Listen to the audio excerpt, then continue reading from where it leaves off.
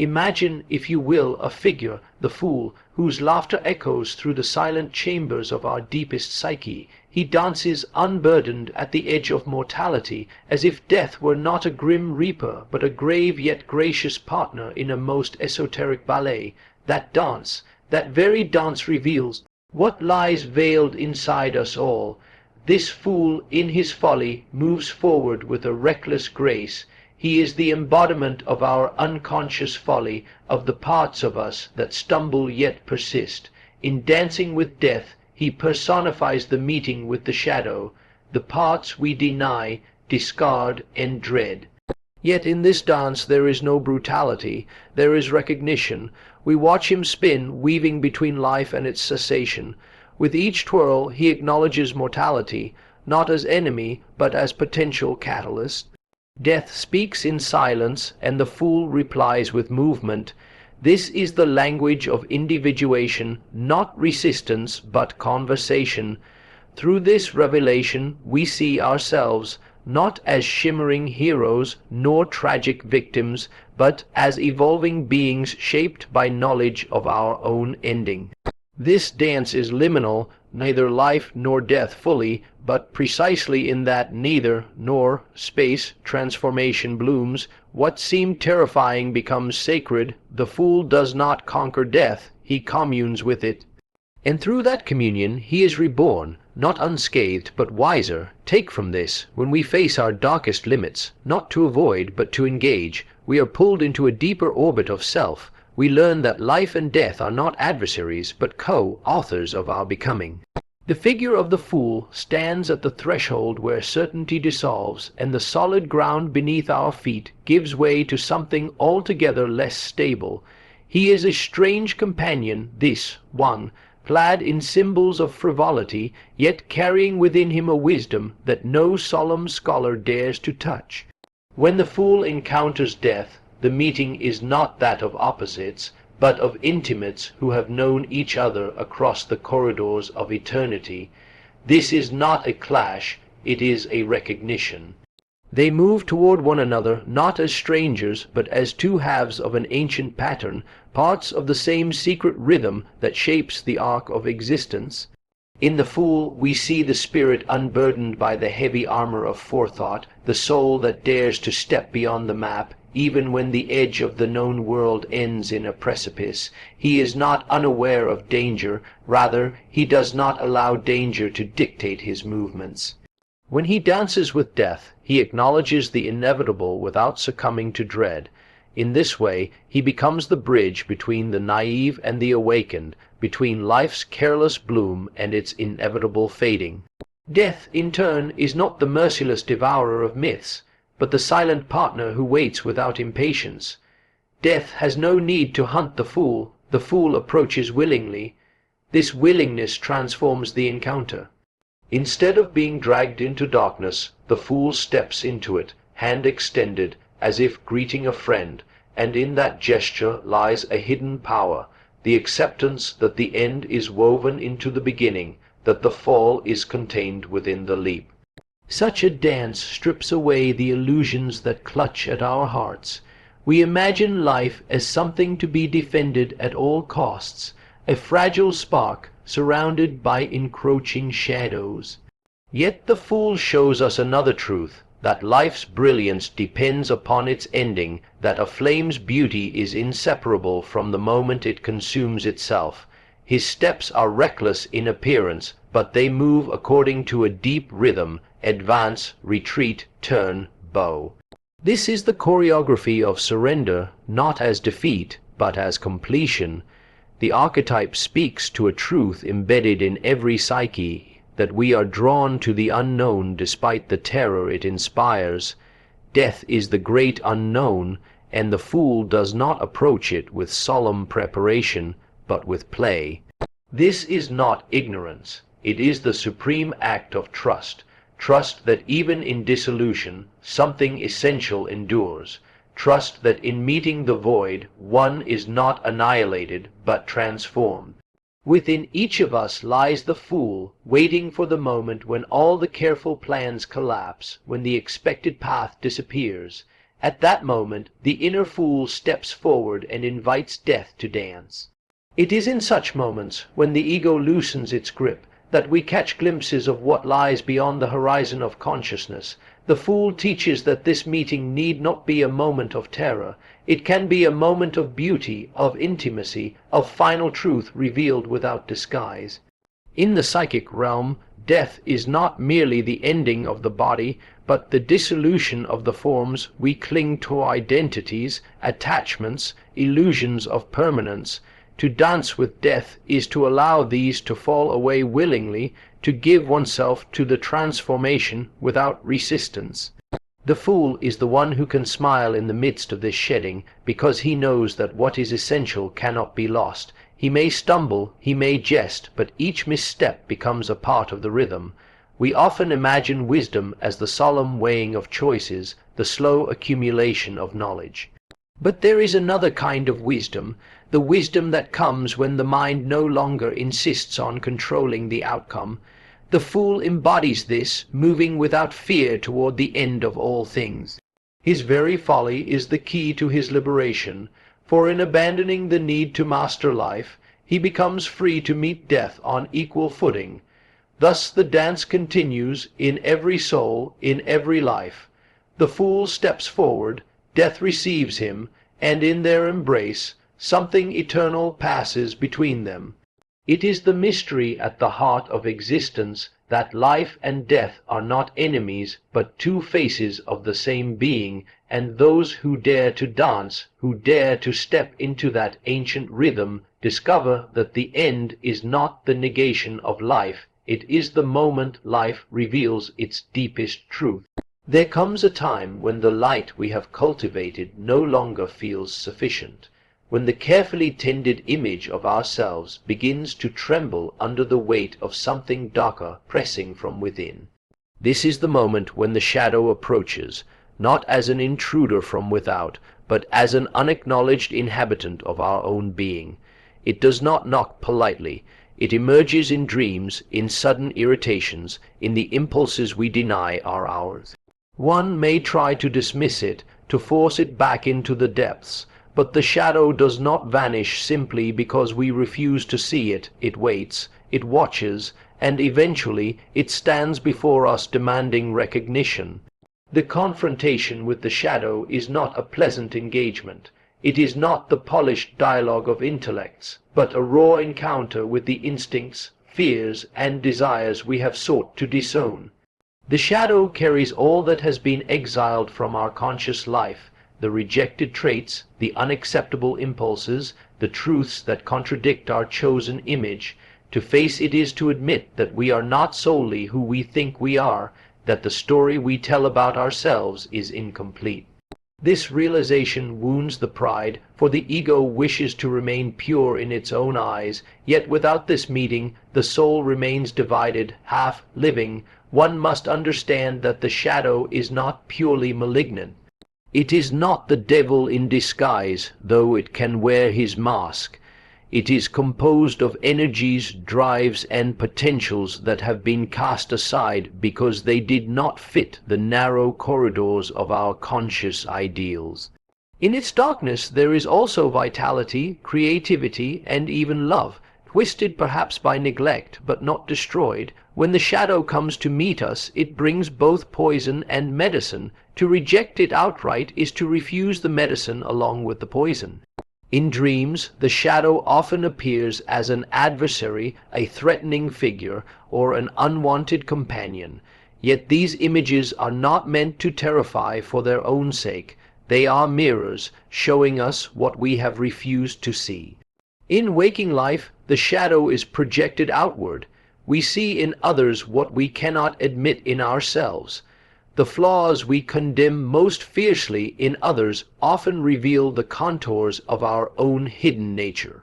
Thus, the world becomes the stage upon which our disowned parts perform, disguised as enemies or strangers. To confront the shadow requires a kind of courage different from that of the battlefield. It is not the courage to defeat, but the courage to endure seeing oneself without the filters of self-deception. One must look steadily into the eyes of the shadow figure, listen to its accusations, and resist the temptation to flee. There will be a voice within that says, "This is not me," but the deeper truth is that it is us, though not the whole of us. The shadow is part of the totality of the psyche, and until we accept its place, we cannot be whole. The process is dangerous in its own way. To be swallowed by the shadow is to lose oneself to resentment, rage, or despair. To suppress it completely is to live in brutal denial, always at risk of breaking under the pressure of the repressed. The task is integration, to bring the shadow into consciousness without being possessed by it. This means giving it a voice in the council of the self, allowing its energies to be transformed into something that serves rather than destroys. Those who undergo this confrontation often emerge changed in subtle yet profound ways. There is a new humility, born of knowing one's own darkness. There is a deeper compassion, born of recognizing that the flaws in others mirror our own. And there is an unexpected vitality, for the energies that once worked against us in secret are now available to enrich life. The shadow will never be eradicated. It will walk with us always, just as night follows day. But when it is known, when it has been faced without evasion, it ceases to be a saboteur in the dark and becomes instead a companion in the work of becoming whole. The confrontation leaves its mark, an awareness of our dual nature, a sobering knowledge that we are both light and dark. And in this acceptance lies a strange kind of freedom. No longer bound by the need to appear only one thing, we can live more authentically, more completely, as the complex beings we truly are. There are moments in life when the familiar dissolves and the path ahead is not yet visible, when we are suspended between what we have been and what we are to become.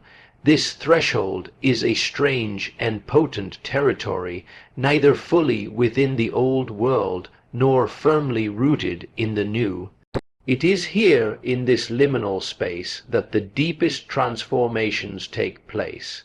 The ordinary structures of meaning loosen, and the soul is exposed to currents it cannot yet name. One feels both the loss of anchoring and the stirring of a possibility not yet born. Liminality is not comfortable. It strips away the assurances that once guided our steps and leaves us in a state of uncertainty. The impulse is to rush through it, to grasp at whatever promises stability, but to do so is to forfeit the gift it offers. This space between is not a void to be feared, but a crucible where the fragments of the self can be melted down and recast into a new form. The process of individuation depends on such passages, for without them the psyche remains bound to the patterns it has always known.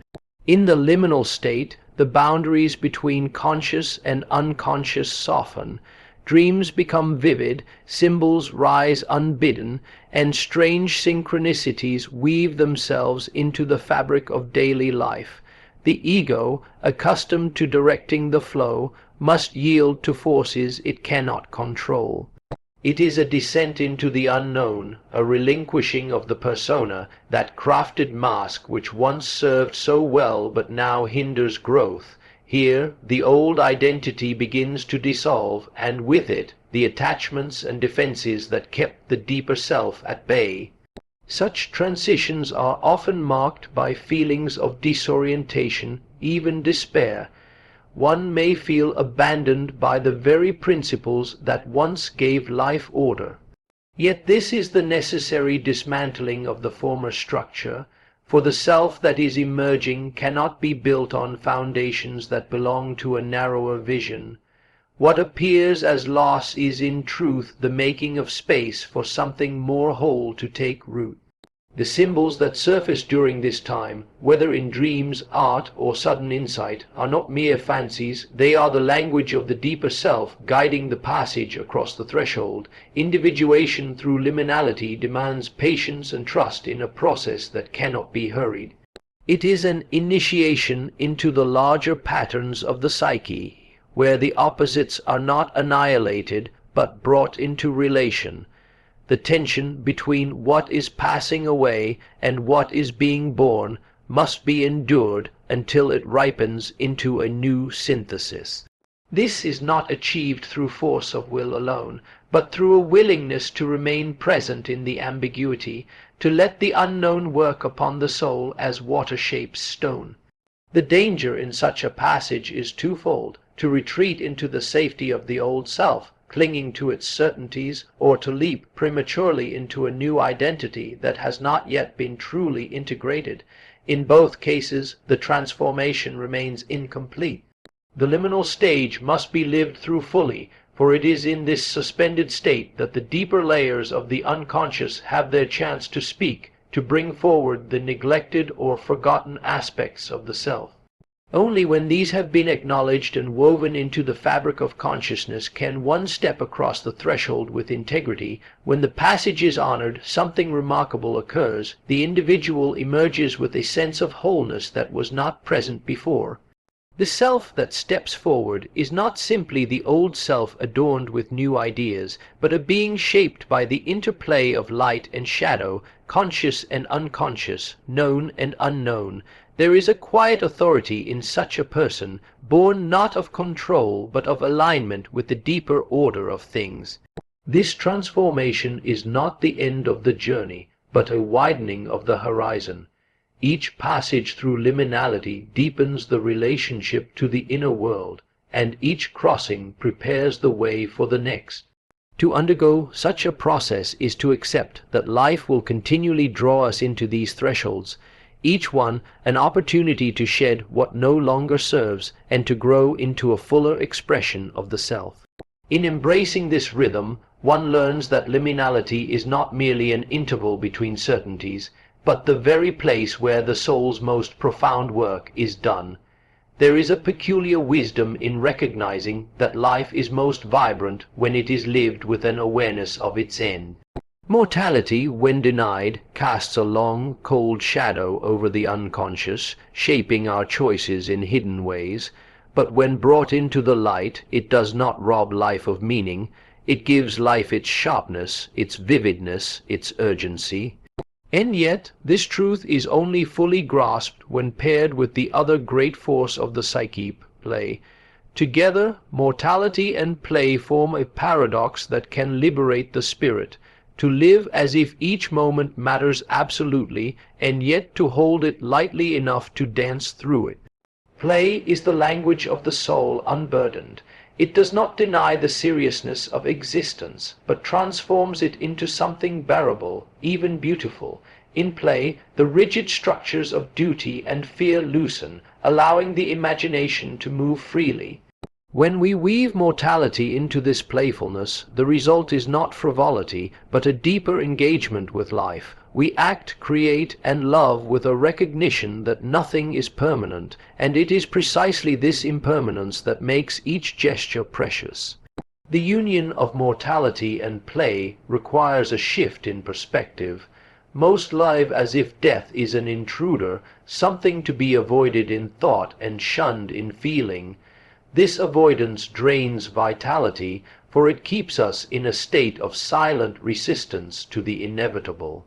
But when death is acknowledged as an inseparable companion, the need to hoard, control, or cling begins to dissolve. In its place grows a readiness to meet life in its immediacy. We cease postponing joy, cease waiting for the right time, and instead enter the moment as it is, knowing it will pass. Play teaches us how to do this. In the playful state, there is no past to regret and no future to fear. There is only the unfolding now. Whether in art, laughter, movement, or conversation, play carries us beyond the tyranny of time into the pure act of being. When mortality is integrated into this, play becomes more than entertainment. It becomes a way of living fully awake, without illusions about how fleeting our days are. To reach this state is not to become careless. It is, rather, to care more deeply but with a lighter hand. One learns to hold life as one might hold a bird, gently enough not to harm it, firmly enough not to let it slip away unnoticed. The presence of death in our awareness sharpens our senses. Colors seem richer, faces more luminous, moments more fragile and therefore more worthy of attention. Play then is the means by which we respond to this awareness, not with despair, but with celebration. In psychological terms, the integration of mortality and play is an act of wholeness. The fear of death belongs to the shadow when unacknowledged, and playfulness can be dismissed as trivial by an ego bent on control. Bringing them together unites two forces that the divided self tends to keep apart, the gravity of endings and the levity of beginnings. Each tempers the other. Mortality grounds play so that it does not dissolve into empty distraction, while play keeps the awareness of death from hardening into paralysis. This synthesis also opens a deeper compassion for others. Knowing that everyone is moving toward the same horizon makes it harder to indulge in pettiness or to waste the fragile time we have in bitterness. In the playful moment, we glimpse the shared humanity that lies beneath our differences. We laugh, we create, we imagine together, and in doing so, we honor the fact that we are all, in our own ways, dancing toward an ending. It is no accident that many ancient rituals surrounding death contain elements of festivity, music, color, communal gatherings. Such expressions recognize that mourning and celebration are not opposites but companions, just as life and death are. In allowing ourselves to play even in the presence of mortality, we affirm that the finality of life does not diminish its worth, it intensifies it. When these two forces are fully integrated, one lives in a state of readiness, not grim preparation, but open-hearted participation. Every day becomes an invitation to step into the dance, to risk joy despite knowing it will end, to create even though the creation will one day fade. In this way, mortality ceases to be a silent enemy, and play ceases to be mere escape. Together, they form a rhythm that carries us through the finite span we have been given, teaching us that the truest way to honor life is not only to survive it, but to delight in it while it lasts. So let your fool dance, not in defiance, but with devotion. Let the final step be not an ending, but the threshold to something vaster, for in dancing with death, the fool discovers that the greatest folly is to deny the depth of existence, and the greatest wisdom is to embrace it.